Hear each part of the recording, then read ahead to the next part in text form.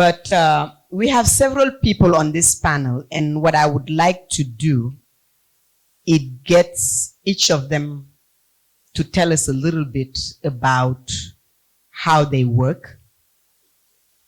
But I would like to get people from this room, anybody who's really interested in this topic, or anybody who just wants to speak, to actually take a seat up there. You don't have to say anything, but if you feel like you want to sit up there and be like from the panel, you are welcome. Those seats are open because we will be sitting here. So please occupy them and move out of those seats whenever you want. You sit there, you can move out, you can come up and go up. I'll leave also, if I can have a mic there, that would be very helpful. But those seats are open for some of you to sit if you want. It can stay empty. It's okay also.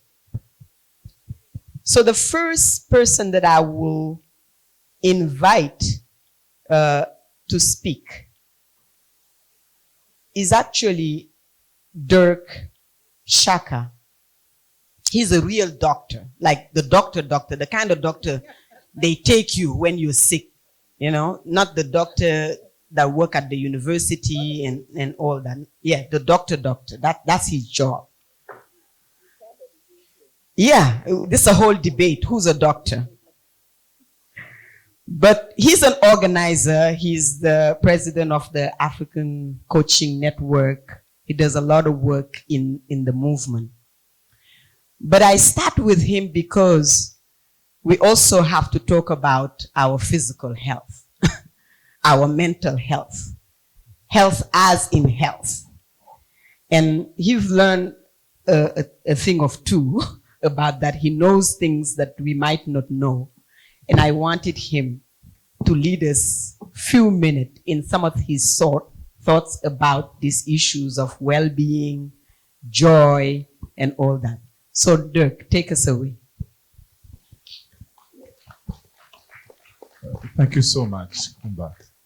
I want to speak in French, if translators can just help me to translate. Because I think that when you talk about health and feelings of people, you have to be really precise in your words and how you are expressing it. Because words are powerful.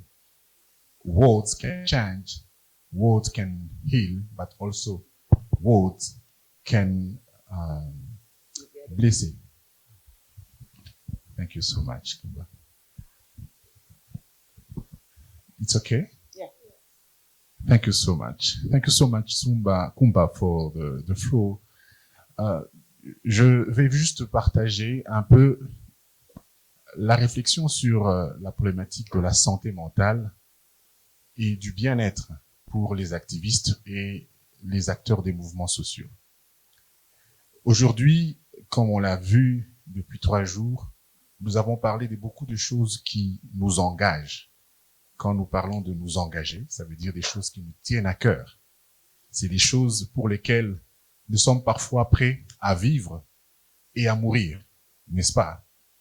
C'est en cela que se trouve la force de notre engagement. Mais en même temps, ces choses pour lesquelles nous nous battons nous tiennent à cœur et affectent profondément notre vie, n'est-ce pas?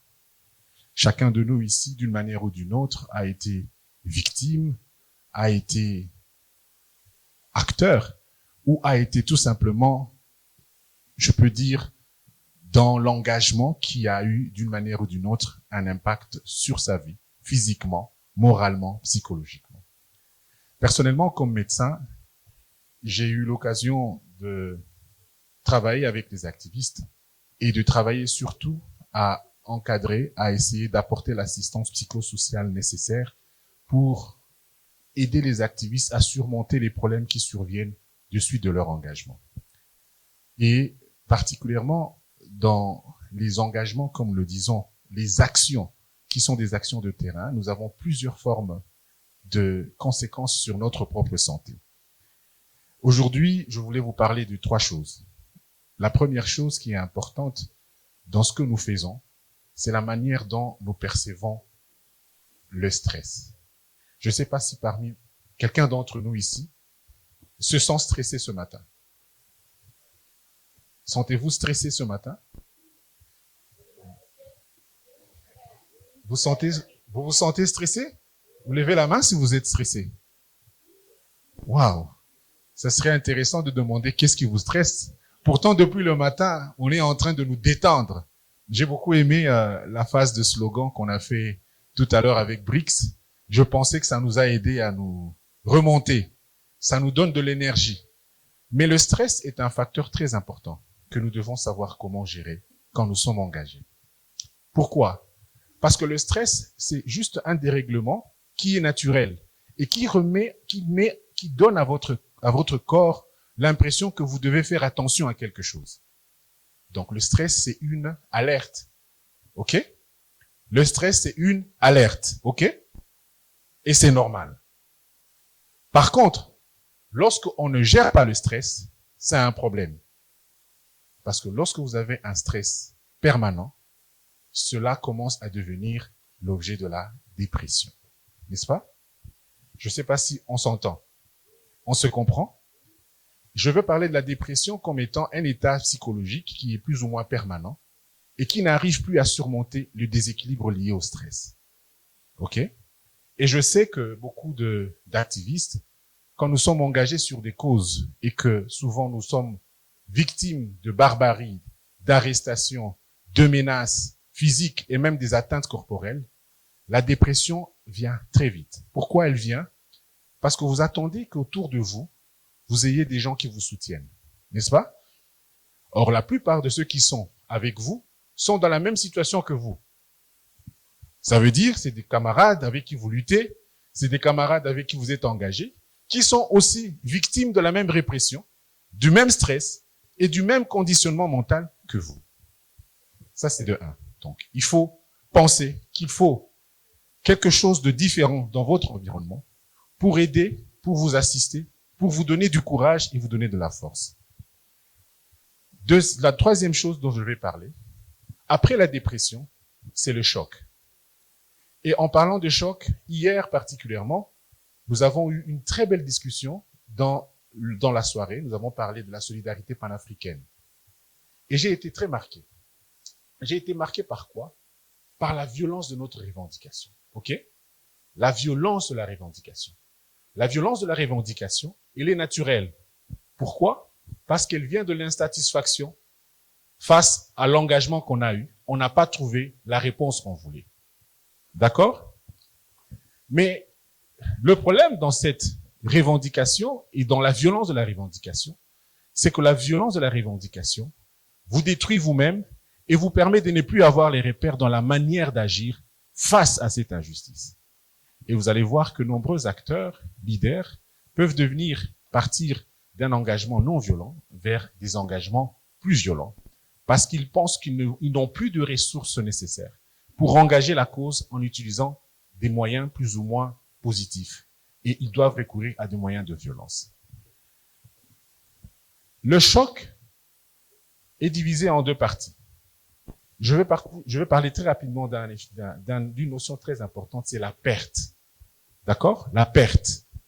Hier, nous avons parlé d'expérience et nous avons l'un de nos camarades qui nous a parlé de la perte de son petit frère. Il a perdu son petit frère qui a été arrêté ici au Ghana, emprisonné et tué par la police. Et jusqu'à aujourd'hui, le corps de son petit frère n'est pas enterré. Il nous a parlé de la douleur, du sens de la perte. La perte peut être définie pour plusieurs manières. La perte peut être la mort d'un individu qui vous est cher. La perte peut être la destruction irréversible de quelque chose à laquelle vous teniez, votre bureau, votre organisation, La perte est un élément très important dans l'engagement citoyen, dans la dynamique sociale, parce que lorsque vous êtes confronté à la perte, très souvent, c'est la phase à laquelle on se demande si ça vaut la peine de continuer ou de s'arrêter. D'accord? Docteur. Et, parce que je vais chuter, Coumba, si vous permettez, je vais juste vous poser la question. à nous tous ici. Est-ce qu'il y a quelqu'un qui a déjà été confronté à la perte ici? Juste lever la main. Confronté à la perte. Qu'est-ce qui a fait qu'après la perte, vous avez eu le courage de continuer? Il y a deux raisons. Soit vous pensez que vous vous battez pour corriger la perte, ça veut dire que la perte vous donne de l'énergie pour aller de l'avant et de vous dire, je dois encore faire plus, je dois continuer. Ou l'autre chose, c'est de se dire, ça ne vaut pas la peine et d'arrêter. Dans ce milieu, là où nous sommes aujourd'hui, ce que je voudrais vous dire, c'est que nous devons ensemble faire face à la perte. Nous devons faire face à la dépression. Nous devons savoir faire face au stress. Ces trois éléments de manière continue nous emmènent à un état mental qui souvent nous désengage. Et dans la plupart des cas, peut-être que nous sommes aujourd'hui comme nous sommes, mais dans 2 ans, si nous ne nous retrouvons pas comme ça, peut-être que quelqu'un s'est désengagé. Peut-être que quelqu'un a perdu le courage de continuer à affronter le défi de tous les jours. Mais pour ça, nous conseillons, nous le faisons avec African Coaching Network, de faire des formations pour les mouvements sociaux pour qu'ils créent des oasis de réparation dans leur milieu. Les dynamiques sociales doivent avoir des oasis de réparation en interne. Ça veut dire des espaces où vous avez la possibilité d'aller vous ressourcer personnellement et collectivement et de vous permettre d'analyser quels sont les impacts que vous avez subis au travers de votre engagement qui nécessitent une réparation collective. La réparation, c'est dans le chant, c'est dans la musique, dans la culture, dans, on a vu ici, l'art thérapie, de dessiner et d'aussi donner de l'espace à des personnes qui peuvent, au-delà de votre groupe, venir vous aider à surmonter les défis auxquels vous faites face. Voilà, donc merci beaucoup pour cet espace et nous restons disponibles pour des échanges tout à l'heure. Oui, ne va nulle part, hein. J'ai d'autres questions pour toi. I have more questions for the doctor, and maybe you have questions for doctor, because he's laid out the ground. You might have questions, but you might also have answers, because the questions are, what do we do for our own health, physical or mental? I would like to have just few people speak out to that as we go. I'm going to just only take 3 people to say something about this. It could be a question. It could be a contribution about what do we do as movement members for our own physical and mental health. Thank you, Coumba. Viva Africa, viva. Viva. I'm 𝗕𝗿𝗇 from Swaziland. I just want to share the importance of wellness within the work of human rights defending. An experience from the killing of Comrade 𝗕𝗿𝗇 𝗠𝗿𝗇. I used to work very closely with him. So for me, it was a very, shocking experience and loss, which in Swaziland we had never experienced a killing of more than 100 people, within a space of 2-3 months.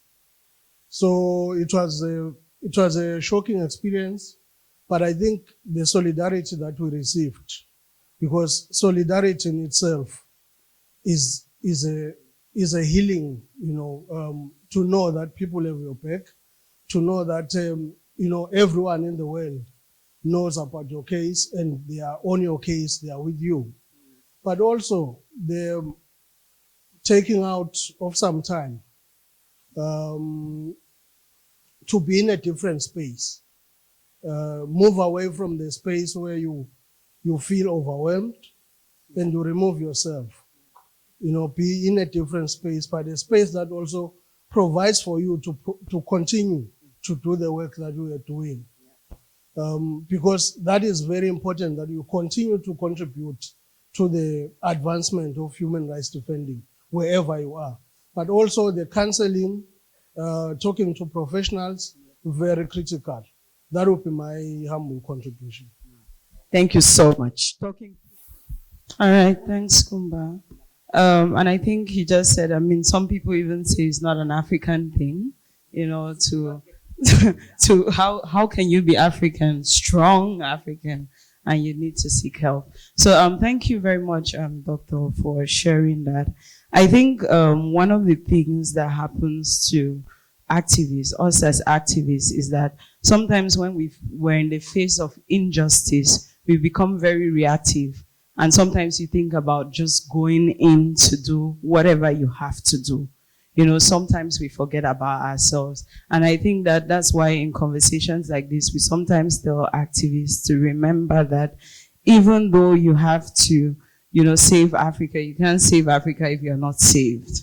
And it's constantly reminding yourself that you need to be alive, you need to be strong, and you need to take a deep breath sometimes. And sometimes, most especially, you need to talk to other people, you know, sharing with other people and seeing how you can act together, which is also very linked to solidarity, can also help you, you know, to be able to do. Greetings, everyone.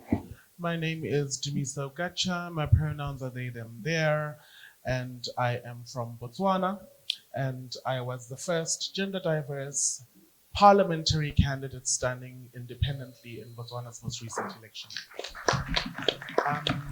Thank you. I think it's important to recognize advocacy not just as a result of struggle, inequity, and injustice, but also as a result of exercising agency and autonomy, particularly coming from environments that are very intolerant, that erase, exploit, and extract many of our existence. Because queer people are very talented. Queer people are people of joy. Queer people are so beautiful. And I think for me, it's just not being able to reclaim and recognize the historical significance of queer people, particularly beyond binaries, where we know from a spiritual, cultural, and historical level, queer people have always existed, unequivocally African and unequivocally queer, living their truth. And so I think for me, in times when, you know, experiencing moments of crisis, whether it's economic reprisals from social contracting, as recently happened to my organization, Success Capital Organization, or in encounters with law enforcement, where they consistently question who you are and strip you of your dignity and personhood, whether it is at an immigration point or whether it's even in the context of advocacy in a safe space, such as the UN, or even where there might be mispronouns at the Baraza. And so I think for me, it's in recognizing and reclaiming that and owning that truth and being able to connect with other colleagues, even when they might not have gotten invitations, but you welcome them. I think it's in the ability to extend solidarity and speak about, you know, criminalized bodies and experiences in the Sahel and coup d'etat contexts that don't fit in with any needs assessment or theory of change or linear M&E framework that anyone could have ever thought about. It's about challenging and trying to figure out why members of parliament can sit and have an African conference on values and sovereignty without committing and being, I think, accountable to their own communities. And so I think it's really recalibrating the politicization of our experiences, connecting with others, because as we connect as community members, we not only feel nourished, but also we're acknowledging the fact that this is love work. And I think it's important for us to acknowledge that if we don't see members of our community that are not represented, if we all sound the same, then we must consistently question who's not here, why they're not here, and how can we bring them in. Thank you so much. Thank you. And again, those seats are open. You can go up there, and if you've spoken, you can come down and somebody else can go there. That's the process we're going to. Still, on this issue, I know we've talked about mental health, but even physical, like seriously, I have to say this. Movement people, I've worked with movement people, social entrepreneur, all kind of people. Physically, some people don't even brush their teeth. Come on. Because they don't have time. They can't even, it's madness to not be able even to take care of our own body. I say this because Helen has made it her calling to work with people's mind, body, and spirit. And there are tools that are available. And I just wanted you not only to speak about it, but to show us. This morning, 6 a.m., we were on the beach. And she showed me very simple things. So. Thank you, Coumba. Can we have an applause for Coumba? For everyone that's here. Yes, so we have indigenous African healing modalities, tools, systems, and it's important that we reconnect to that indigenous knowledge and that we embody it. So can we all please stand up? And I would like you to just stand around your table. And I think we have these little mints at the center of the table. Yes, that can be our centering point. So we're all in circles and we look into each other's eyes, okay? Whoever is in front of you, I would like us to move together as if you are mirrors, yes? As if you are part of the same wave. Yes, can we do that? All right. I see everybody's up on their feet. So, see if you can work in pairs, yeah? With someone that's in front of you. Yeah, we can still be around the table. All right, I love the commotion. Very good. So while we stand here, let's first take a moment to close our eyes and let's take 3 deep breaths. Can we do that? Yes? All right. Let's take a deep inhale and a long breath out. Take another deep breath in and exhale. Inhale deeply and exhale completely. Beautiful. So while we are here in Ghana, we have this beautiful ocean. So can you envision the waters? Can you envision the waves? So now with those waves, as you inhale, slowly breathe your arms up. And as you exhale, slowly release them down. Continue with your own breath, inhaling deeply, exhaling completely. One more time, let's breathe in. And as you exhale, bring your hands together in front of your heart. Take a moment here in prayer position. And just see if you can feel your heartbeat. See if you can notice your own breath. So whenever we go through moments of stress, pain, anxiety attacks, what we need is our breath. Our breath is always available for us. And we can make that breath move with us through our bodies. So can you slowly shift your weight from your left foot to your right, slowly moving from side to side. So this is a very simple movement, but I want you to feel the difference that you feel in your feet, in your legs. And then from here, let's engage our arms. Let's move our arms from side to side. So we're just moving them like a wave. And allow the shoulders to drop. Allow the shoulders to be relaxed. Wonderful. Now, with your partner in front of you, you look into each other's eyes, yeah? And you're going to mirror each other. So you're moving at the same time from left to right. You can even widen your stance and make that movement a little broader, like really expand so we get to stretch.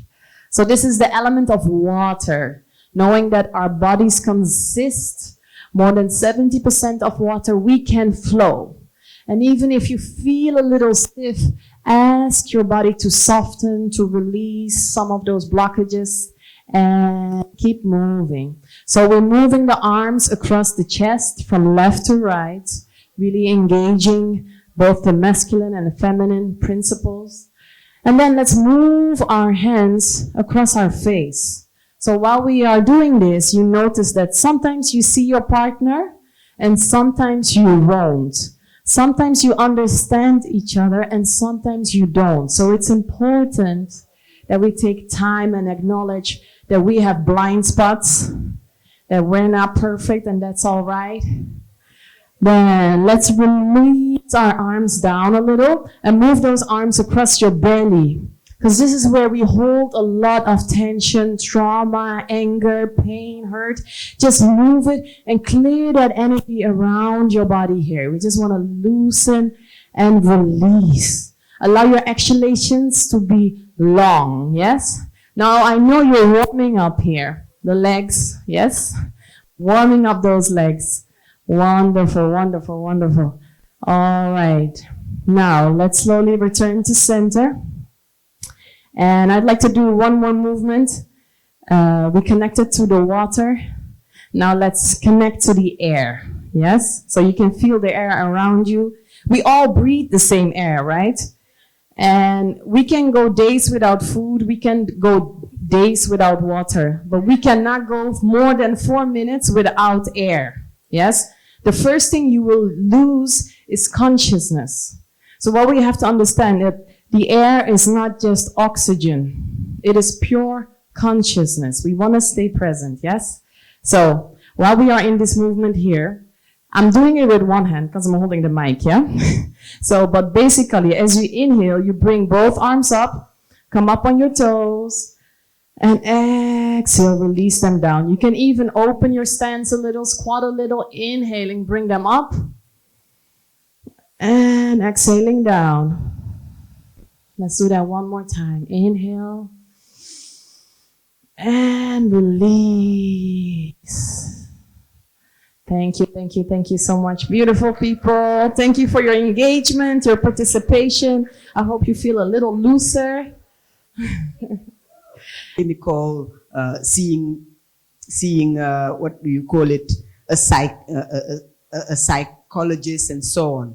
But we also talk about art as a way of also healing and connecting. And we've experienced that here.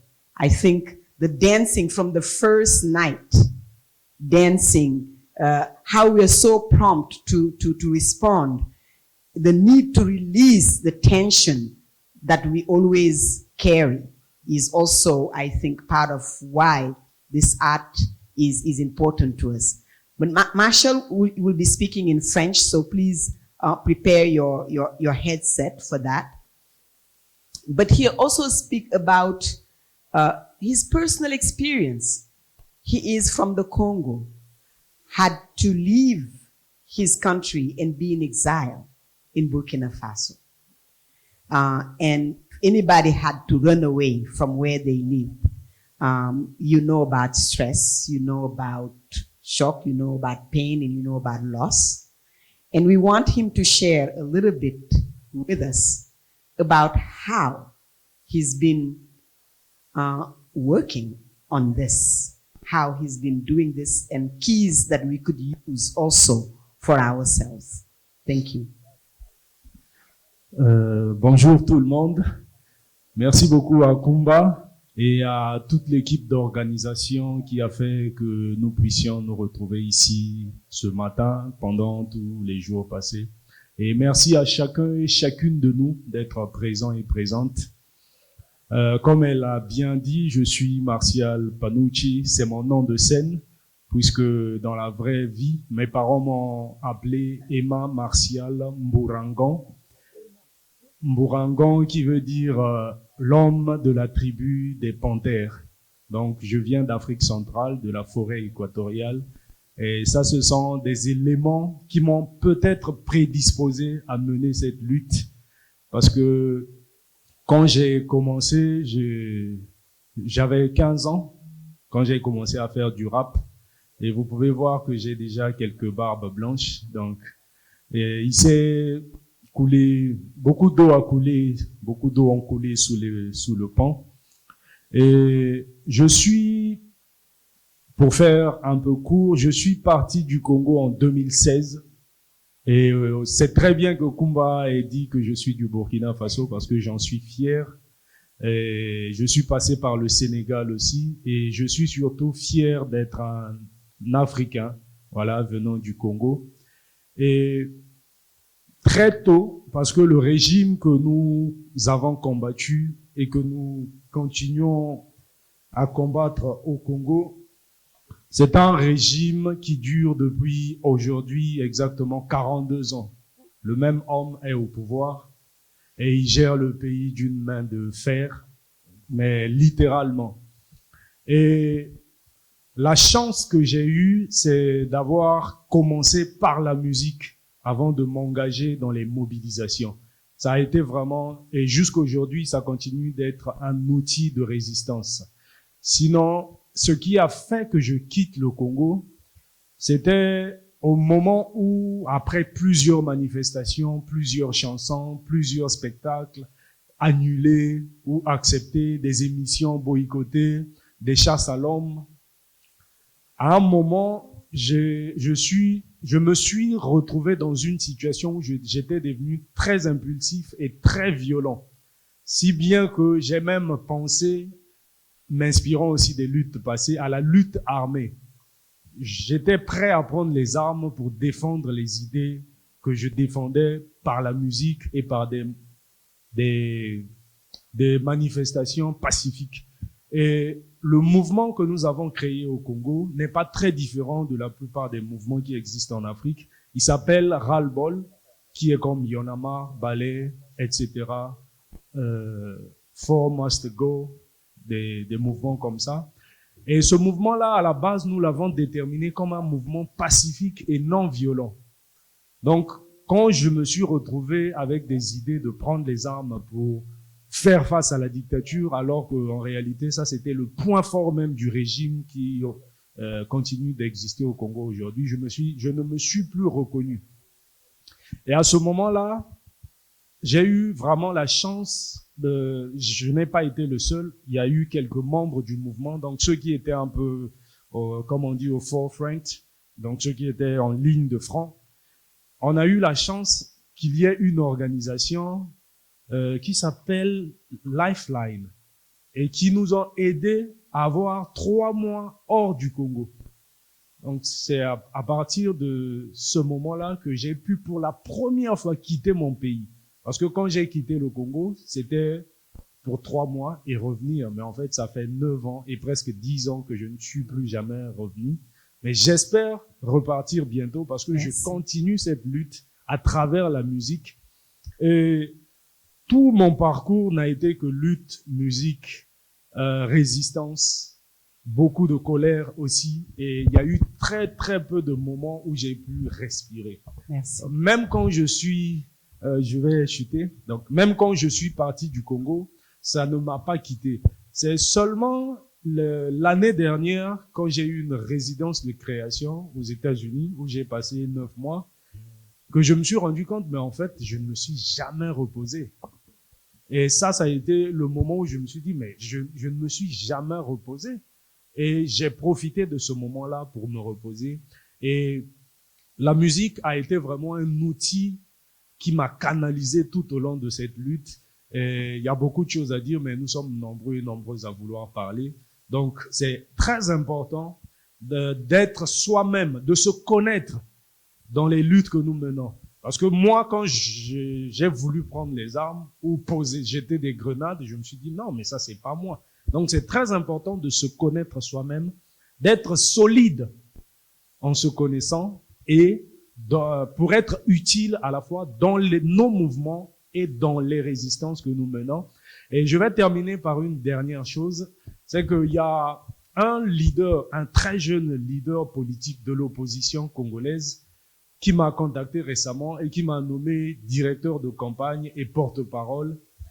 Et peut-être que très prochainement, je vais rentrer au Congo pour continuer cet activisme. Et voilà. Merci beaucoup. Merci beaucoup. Se connaître soi-même, c'est définitivement le fort des leaders. Savoir ce qu'on peut, ce qu'on veut. Yes. I'll give you the floor up there. Yes. Any reaction? Yes. Thank you very much. My name is 𝗕liche𝗵𝗔𝗇. I am coming from Kenya. I'm a Kenyan. I am a feminist. I am an activist. I am a human rights defender. I am a mother, but above all, I am a sex worker. I am happy because there's a space for a sex worker in this conference. Because most of the times, as sex workers who are women, we are always left behind because of people conflicting my work with trafficking, exploitation, and a woman who doesn't know what they want. One of the things I want to say today is the fact that I am a sex worker by choice. I have been in sex work for more than 15 years, raising children from young, and now I have adult people in my house. But not many women like me got an opportunity of raising their children.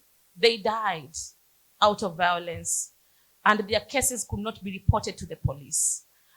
When we were demonstrating on the streets because 1 or 2 sex workers from 2014 were being murdered every day in Kenya, and it was becoming a trend. And we decided we are no longer going to sit in silos. We are coming out, we are marching to show Kenyans that we are Kenyans, we are women, and we are human beings. Yeah. We came out and we started getting attacks as activists. Then we decided we need to partner with other people. We cannot work in silos. We have movements that have been there for years. Then we found out about the Defenders Coalition. And that's how we started getting protection like any other activists and human rights defenders. Then we said, most of the time, engaging with women's movement, I felt like I was not a woman because of the naming and the shaming. But this is what I've chosen. I know other works are work, but sex work is better choice for me. Thank you. And other women who have also chosen it. So we also have women's movement who accepted us. I want to give it up to the 𝗕𝗿𝗄𝗏 Festival, who is always welcoming the sex workers.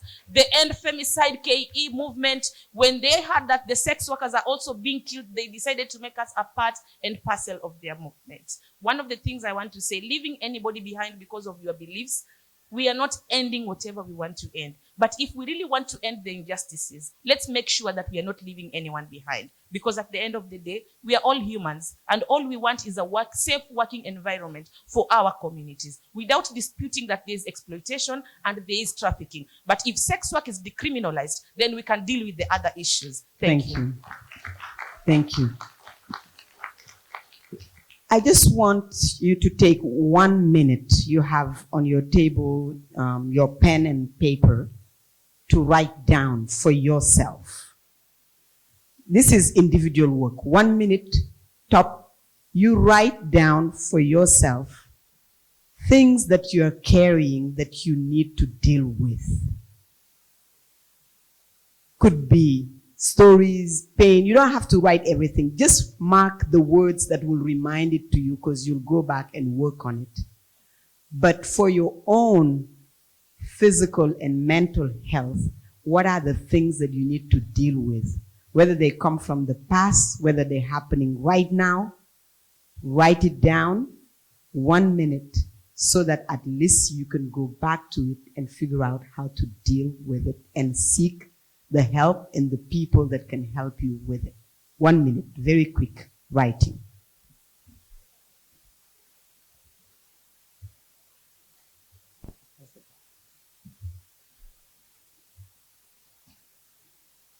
All right.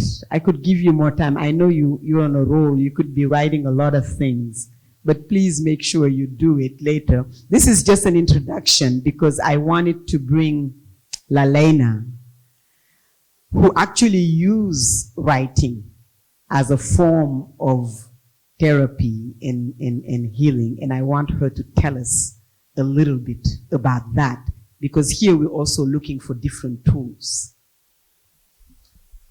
Hi everyone, thank you Coumba. My name is Lalena, I'm from Madagascar.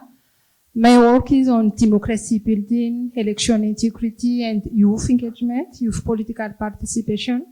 But I am here as part of the Tribe Africa Delegates. I am one of the person who was about to give up on the work that I did because I felt disappointed. But at the point that I want to give up. I realized that all my colleagues want to give up as well. So I was like, oh my God, I have to be the strongest to continue the job, because otherwise, how far have we come to stop now? So, but in Madagascar, at the same time also, we have a lot of repression. We are not allowed to have movements. Like, for example, the president of our president, the French president, will come next week for the Sommet de l'Océan Indien, for Summit of the Ocean Indian.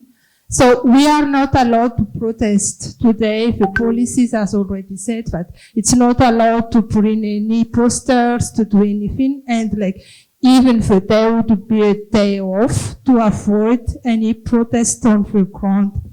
So I am part of the one who has been intimidated, but these have been arrested last year. So I was like, what is the nice way for me, better way for me to not be silenced, but at the same time also to take care of myself. So after some helps with doctors, like real doctors, I've learned how to listen to myself. Like, I think it's very powerful to listen to yourself, because sometimes, because we serve the others, so we forget about listening to ourselves. So what I've done is to start to write, but to write for myself from the story of the others. I'm always documenting using photos, I take photos, I am blogging, I share stories about community, but I don't share my own stories. So I started to use both photos and stories of myself, and I don't explain, I don't tell lessons, I don't share lessons, I just tell the stories, and I put them on my journal, on my diary. But then later on I said, like, I need to manage my anger, because, what I realized is that we don't take joy as a granted. We need to take care of it. We need to take care of our hope. We need to take care of joy. And I am I need to stop watching the news because it just gives me angers. But I need to listen to the news to know what is happening on ground. So I was like, I have to take care of myself, to take care of my joy, because I don't want to be this kind of person, like always violent, and I think like feeling is very contagious.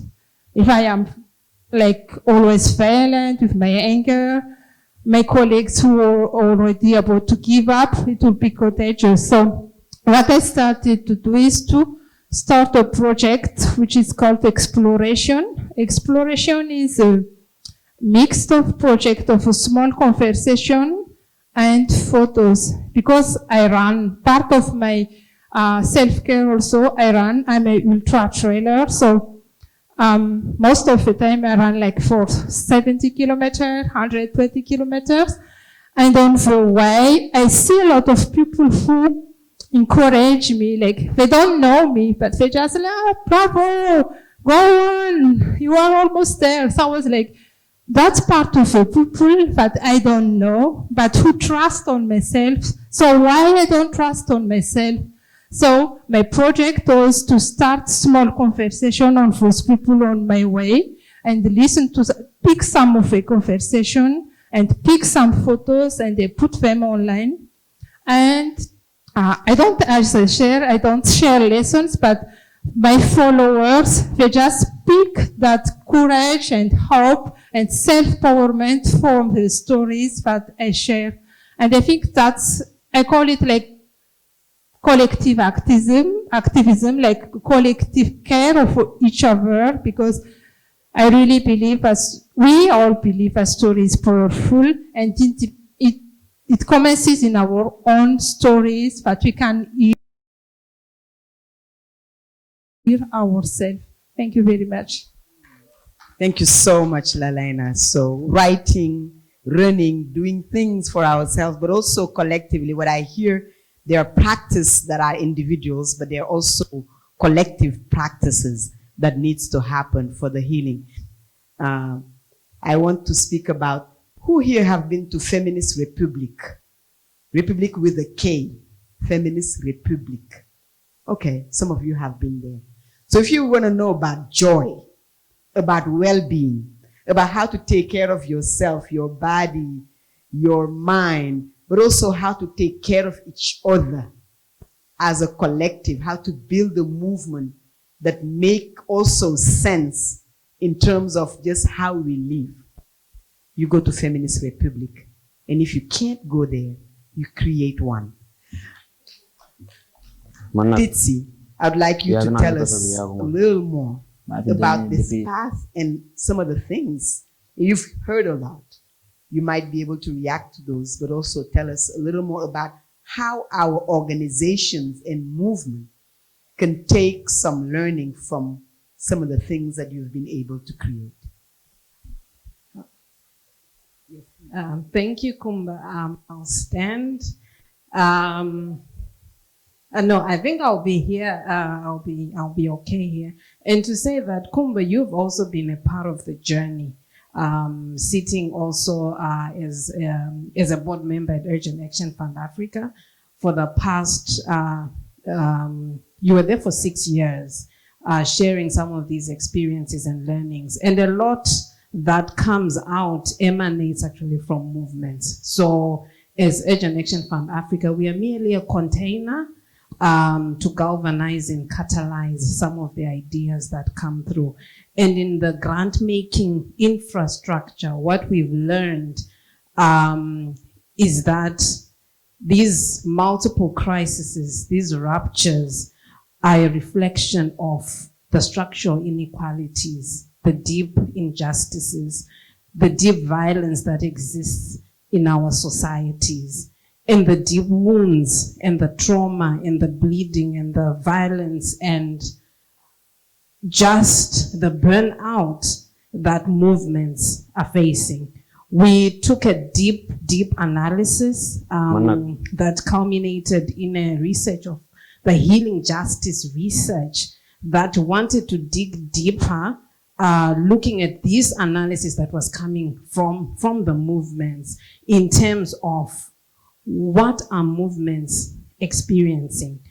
And a lot of movements were or are living in trauma. They are burnt out, they are tired, they are fatigued, they do not have time to rest, they are not connecting with their peers, and they needed spaces to be able to convene and gather as collectives. And we were also surfacing to say it's not just physical well-being, it's also digital well-being. Looking at mental health and psychosocial health, but the digital aspect, particularly in this era, where there's also a lot of digital activism happening. How do we take care of ourselves in digital spaces? And we've gone and continued to engage the research pieces. I think they are very important. As a feminist thought leader, we believe it's important for us to also put forward African ways of healing and well-being in the narratives, as part of narratives conversations. We need to also look at how are we centering holistic care in a much more deeper and meaningful way. And we've done a three-pronged approach. So the conversations in terms of the narrative pieces. And I just want to quote what came out in a linked also piece titled "Healing is for the Brave," where we were working with healers that were moving with movements in Sudan for more than a year and a half, and documenting their stories, engaging in healing circles, and just unpacking some of those root causes of conflict and part of trauma. One of the movements said, "I was disgusted with myself and I did not want to leave. But when I joined the healing circle, something began to change. When we started, I did not know what to expect and I did not understand the practices, but I knew that I felt safe in that space, and so I opened myself up to the experience and what it would offer. We had all been through so much, and so the girls were keen to share their stories. that is when I realized how similar our experiences were. So coming together as Africans has always been part of our healing journeys. These conversations here are very critical. The Feminist Republic represents one of those spaces where movements come together. Beyond that, we've supported movements with collective grants for them to heal in collectivity, for them to find joy in collectivity, for them to grieve in collectivity. So opening up these conversations today, and we've started to heal together, to grieve, to find joy, to share in collectivity. And we've realized that our stories are not so different, but we find each other and we give each other energy. And it is important, I think, to also say that we are taking an ecosystem approach. So healing goes beyond surface level self-care. It is actually a political and liberatory framework, and how do we actually get to liberate ourselves and to free ourselves from the structures that we are actually fighting against. And our bodies are very central to the fight and the injustices, because they represent what it is that we want to see as freedom. So we want our bodies to be free, and we want to be able to express ourselves and to find joy. So looking at how we work, as individuals, but in communities, and fostering cultures of care, looking at longevity of movements, we feel that it is very, very important for us to have that holistic approach of grant making, collectivity, connecting, accompaniment, and really pioneering healing grants that are not just grants to be able to find safety and protection, but looking at long-term joy and care. So I'll end here, Coumba, and just say that these are some of the offerings and the invitations that we have. And it is a process that we embody as a feminist fund. And it's a process that is very important, and it's a movement building approach that we should embody as part of fighting for social justice. Thank you. Please, a round of applause again for 𝗕𝗿cie, who is our last speaker, but in applauding her, applauding all of the people that have given us few ideas. You've been raising your hand forever, so I've seen you, and I will give you the floor before we close. Just a minute. So, my name is Ololade, and I'm a psychologist. I'm going to start by saying there is no health without mental health. There is literally nothing you can do, either as a person or as a professional, without prioritizing your mental health. What you can just do is to mask how you feel. You're not being completely genuine with your emotions. And this has a tendency to basically affect literally everything that you do as an individual. So I'm a Nigerian, and I'm going to talk about creating safe spaces for emotional expression.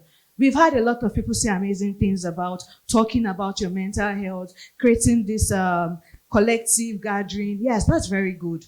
But do you feel safe talking about what you're going through to the next person beside you? Because during 𝗕𝗿𝗁𝒄 2020, I cannot count how many people called me all over Nigeria. I myself, I was traumatized because I had to see a therapist afterwards. It is not easy as social, as comrades, if we do not learn to prioritize our mental health. We talk about, yes, talk to people, but do you feel safe enough to be spoken to? Do you feel like, okay, we've done this protest, we've done this, we've done that, and at the end of the day, it's like we're not achieving anything? Do you know that this can cause burnout, emotional fatigue, trauma? You don't want to even leave the house. If they are talking about politics and all, the fact that you were one of those people that protested, you will just excuse yourself because you are tired. So this is something very, very essential that we all need to imbibe. We all need to practice. Be that safe place for yourself first and for those around you. You know, you are moving along with people from your country. Make sure you reach out, ask what's going on. How do you feel? Because you can't tell people to talk and they feel like if I talk now, you know, the stigma and discrimination is still is prominent. People would not feel safe to talk when they still feel like if I say something, nobody would understand. So I want us to basically imbibe this because it has like it has a tremendous effect, because mental health struggles can be avoided if we take care of ourselves first, if you prioritize your mental health. So I'm just going to read something I wrote as that. Sorry, just a minute. So, yeah. So rest, recovery, and collective care are not luxuries. They are strategic investments into the future of our work. When you prioritize your mental health, you're basically prioritizing the mental health of future generations. Thank you. Thank you.